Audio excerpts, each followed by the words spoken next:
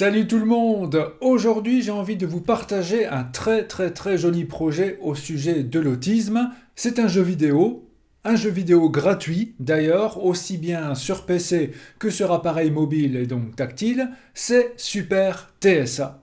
Un jeu créé par un certain Nicolas et le principe est simple, c'est le fait d'incarner une personne qui vit avec un trouble du spectre autistique dans un monde en 3D où il y a quelques actions à faire et le but est de gérer au mieux aussi bien la fatigue, le stress, mais aussi au boulot, la jauge professionnelle, le côté social. Et ce jeu est truffé de références par-ci par-là qui parleront énormément à toutes les personnes qui vivent avec ce trouble du spectre autistique.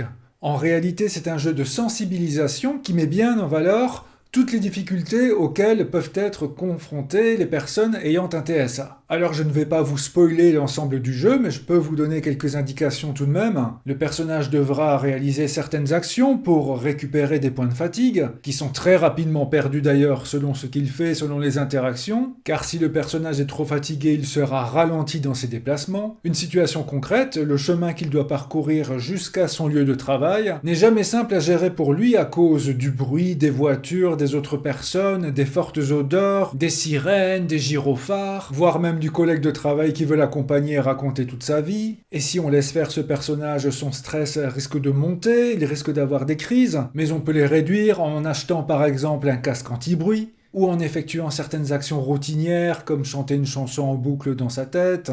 Au travail, il faudra parfois gérer les réunions avec les autres collègues, voire choisir de partager le temps de midi seul ou avec d'autres.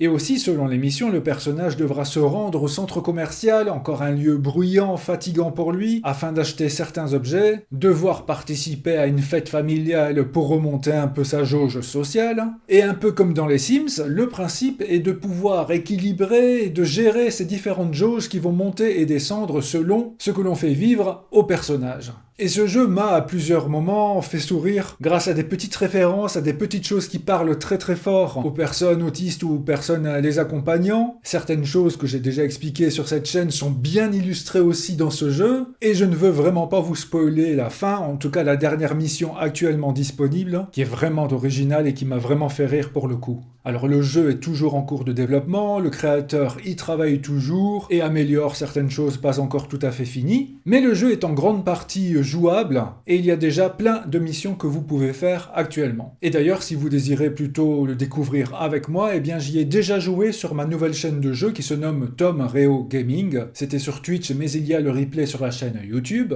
Et c'est vraiment bien foutu, tout simplement. Donc voilà, si vous préférez y jouer sur mobile, n'hésitez pas à aller sur le Play Store ou l'App Store et chercher Super TSA. Et si vous voulez le faire à la souris sur PC, vous pouvez le trouver sur Steam. Bravo à Nicolas, le créateur, et nous, on se dit à très bientôt!